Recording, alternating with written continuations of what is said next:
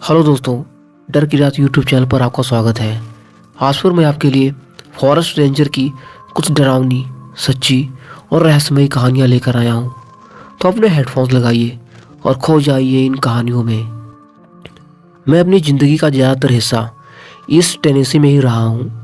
बचपन से ही बूढ़े लोग जंगल में अजीब अजीब प्राणियों की कहानियाँ सुनाया करते थे। मैं भी बाकी बच्चों की तरह सोचता था, ये कहानियाँ सिर्फ इसलिए बनाई गई हैं ताकि हम बच्चे गहरी खाइयों में ना गिरें या घने जंगलों में खो ना जाएं।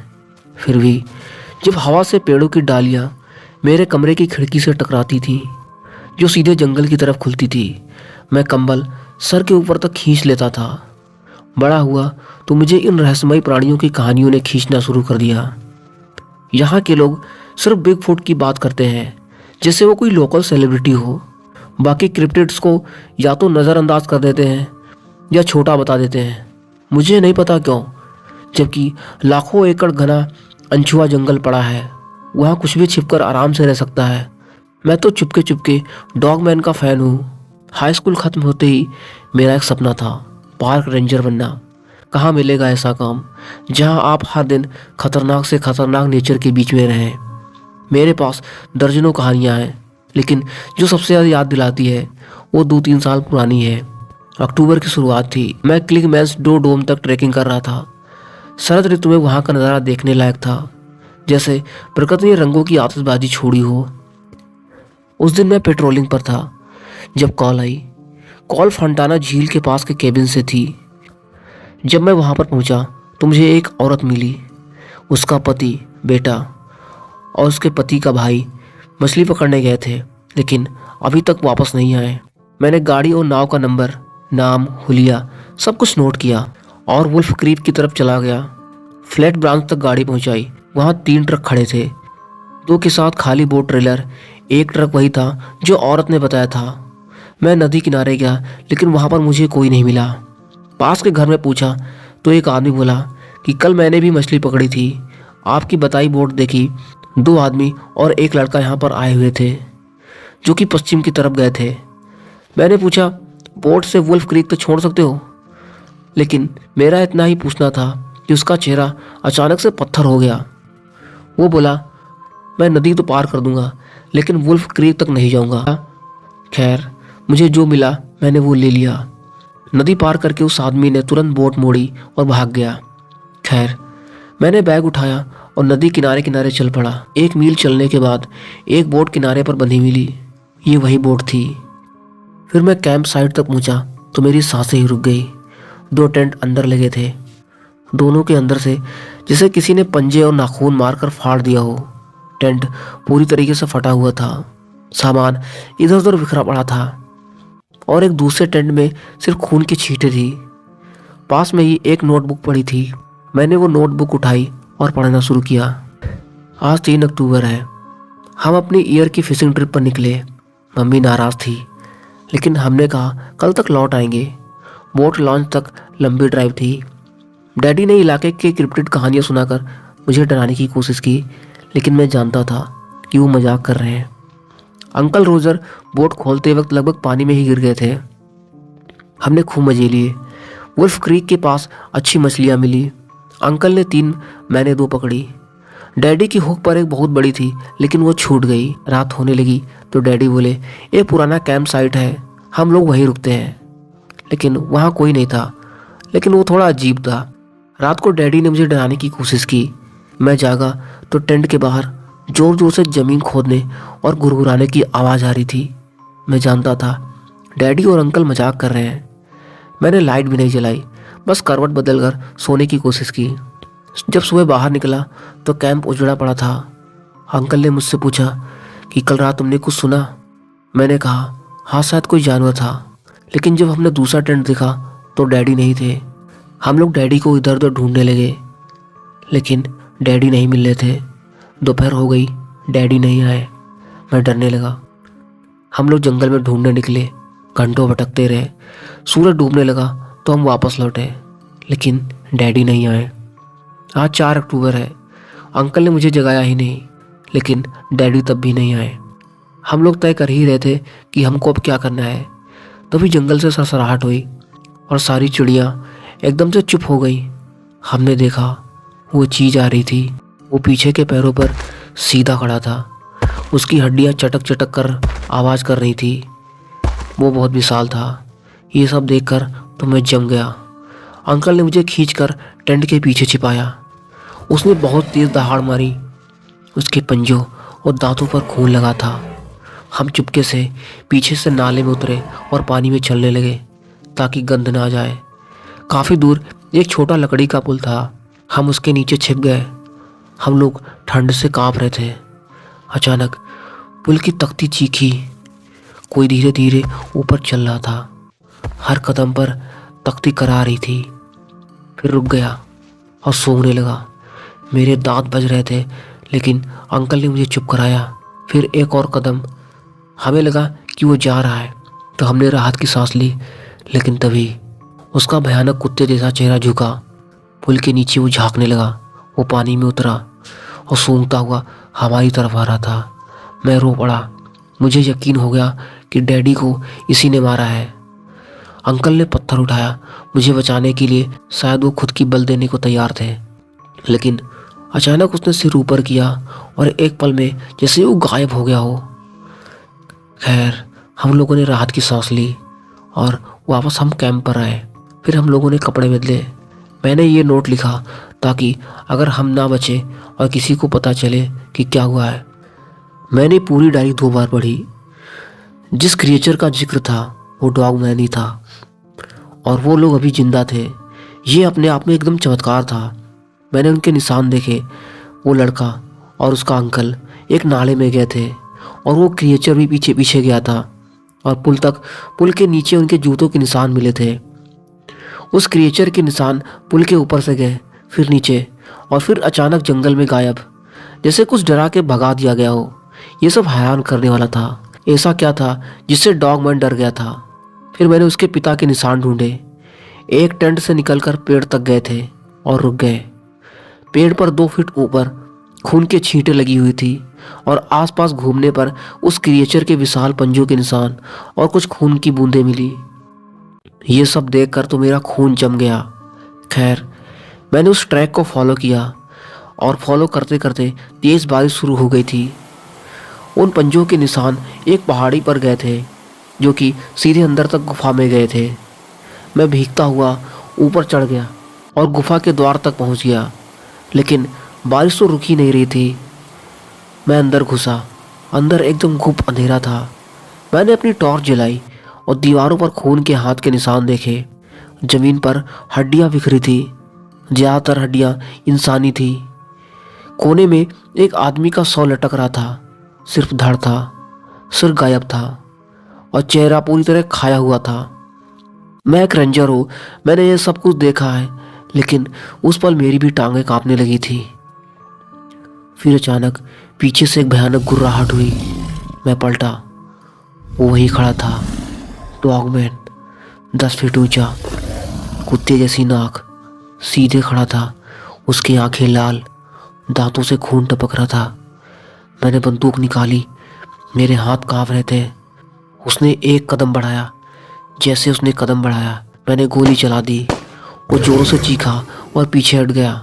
जैसे वो पीछे हटा, मैं तेज वहाँ से भागने लगा। बाहर बारिश और तेज हो रही थी। मैं फिसल कर नीचे गिरा और फिर किसी तरह नीचे पहुँच गया।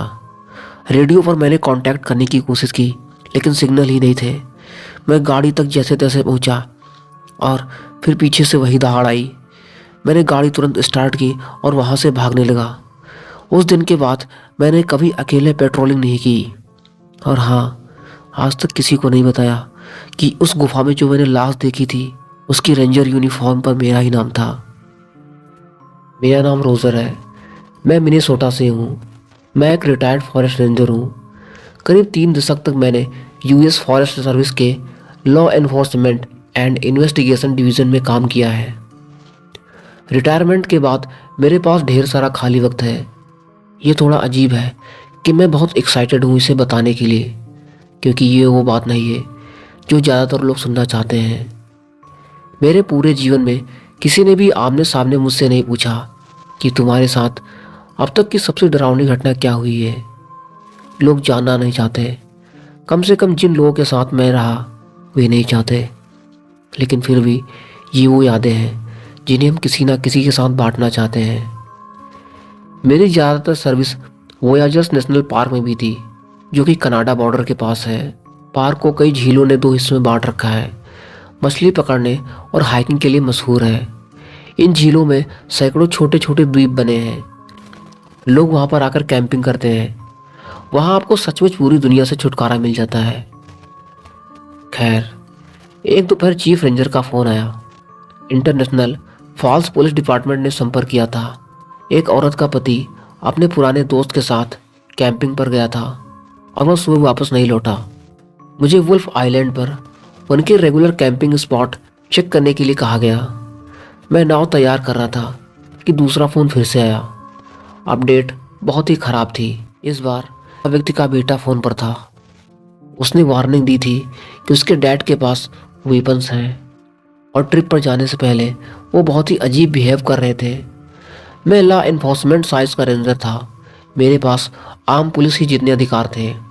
फिर भी दिल तेज धड़क रहा था, क्योंकि 90% कॉल्स शांति से निपट जाते हैं, लेकिन बाकी के 10% वे रातों की नींद उड़ा देते हैं। 20 से 25 मिनट नाव चलाने के बाद वुल्फ आइलैंड दिखा।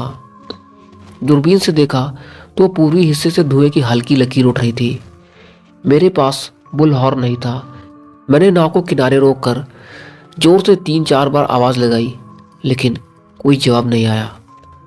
फिर मैं उतरा और लहरों में पैर भिगोते हुए किनारे पर चढ़ा। मैं लगातार चिल्लाता रहा, लेकिन मुझे कैंप फायर की गंध आ रही थी। मैं आगे बढ़ा। अचानक कोने से नज़र पड़ी। एक कौवा उड़ता हुआ नीचे आया और अपने दूसरे कौवों के साथ बैठ गया।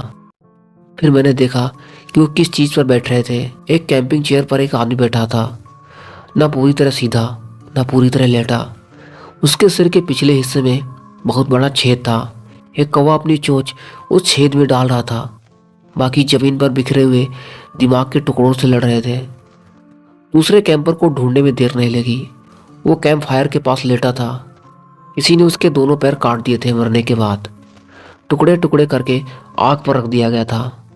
जो गंध मुझे किनारे से आ रही थी वो उस आदमी के पैर का मांस था जो मरते मरते जल रहा था। उसने अपने दोस्त को मार डाला। उसे निपटाने की कोशिश की, लेकिन बीच में हिम्मत हार गया और खुद को भी गोली मार ली।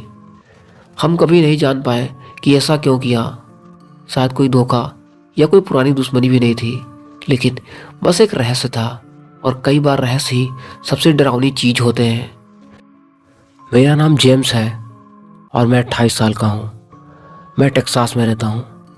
2019 में हमारे इलाके के जंगलों में बहुत चर्चा थी कि कोई अजीब क्रिएचर घूम रहा है।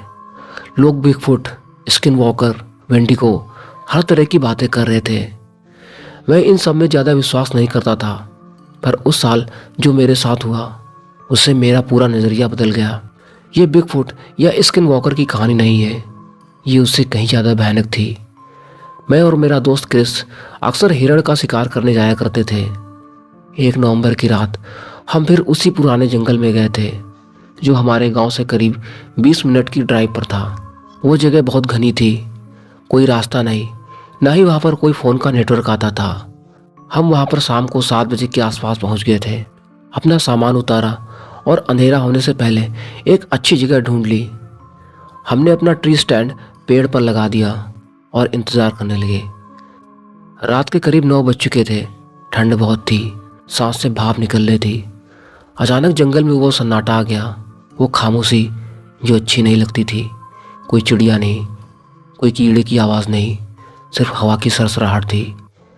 फिर दूर से एक आवाज़ आई। पहले तो लगा कि कोई औरत रो रही है, फिर वो आवाज़ और भी करीब आने लगी।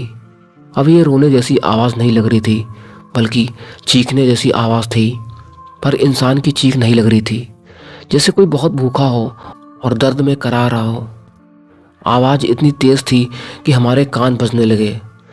क्रिस ने मेरी बाँह पकड़ ली और मेरे कान में फुसफुसाया, भाई ये क्या है? हमने टॉर्च उठाई और इधर उधर देखा, लेकिन हमें कुछ नहीं दिखा।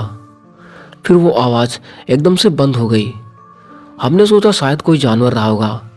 हम फिर से शांत होकर बैठ गए। लगभग आधा घंटा बाद फिर वही हुआ। वो आवाज़ अब एकदम करीब थी। अब हमें लगा कि ये आवाज़ हमारे ठीक पीछे पेड़ों के बीचों से आ रही है। कृष्ण ने अपनी राइफल उठाई और मैंने भी। हम दोनों की सांसें रुक गई थी।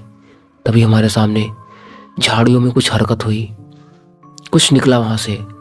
पहले तो लगा कि ये बहुत बड़ा हिरन है। फिर हमने देखा कि वो सीधा 2 पैरों पर खड़ा था। करीब 8 से 9 फीट का होगा। पूरा शरीर सफ़ेद पीला था, बिल्कुल बिना फर का, जिसे चमड़ा खींच लिया गया हो। सिर हिरण जैसा था पर खोपड़ी पर सींग नहीं थी। सिर्फ 2 काले गड्ढे जैसे कि खाली आंखों के स्थान, और एक बहुत लंबा चौड़ा मुंह जो कानों तक फटा हुआ लग रहा था।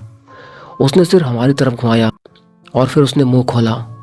उसके मुंह से जो आवाज़ निकली वो आज भी मेरे कानों में गूंजती है। ये किसी जानवर की नहीं थी, ये किसी ऐसी चीज़ की थी जो भूख से पागल हो चुकी थी। कृष्ण ने गोली चला दी। गोली उसके सीधे सीने में लगी।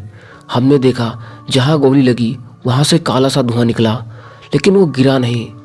वो बस एक पल को रुका, फिर हमारी तरफ झपटा।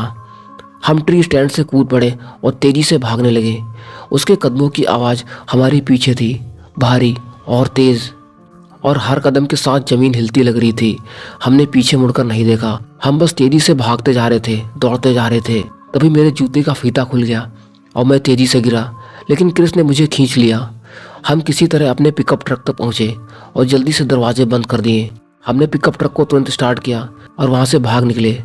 लेकिन जब हम बाहर निकल रहे थे तो हेडलाइट्स में उसने हमें एक बार फिर से दिखा। वो सड़क के ठीक बीचों बीच में खड़ा था। अब वो और लंबा लग रहा था। उसने अपना मुंह फिर से खोला और एक ऐसी चीख मारी कि ट्रक का शीशा हिल गया। हमने पिकअप ट्रक को तेज़ी से भगाया और वहाँ से भाग निकले। उस रात हमने किसी को कुछ नहीं बताया, ना पुलिस ना ही घर वालों को। हम जानते थे कि कोई हमारी बात पर विश्वास नहीं करेगा। उसके बाद 2 हफ्ते तक मैंने जंगल की तरफ देखना भी बंद कर दिया था। पर एक रात फिर से मुझे वही आवाज़ सुनाई दी। इस बार मेरे घर के पीछे वाले जंगल से आवाज़ आ रही थी। मैंने खिड़की से झांका तो वहाँ खड़ा था, मेरे घर से सिर्फ 50 फीट दूर। उस रात के बाद मैंने अपना घर भी बेच दिया और शहर में मैं शिफ्ट हो गया। अब भी कभी कभी रात को वो चीख सुनाई देती है, भले ही मैं हज़ारों मील दूर हूँ। मुझे नहीं पता वो मेरे पीछे आता है या सिर्फ मेरे दिमाग में, लेकिन बस इतना जानता हूँ कि वो भूखा है और वो कभी तृप्त नहीं होता। ये मेरा पहला वेंडिगो इनकाउंटर था और गॉड से मैं प्रे करता हूँ कि ये आखिरी भी रहे।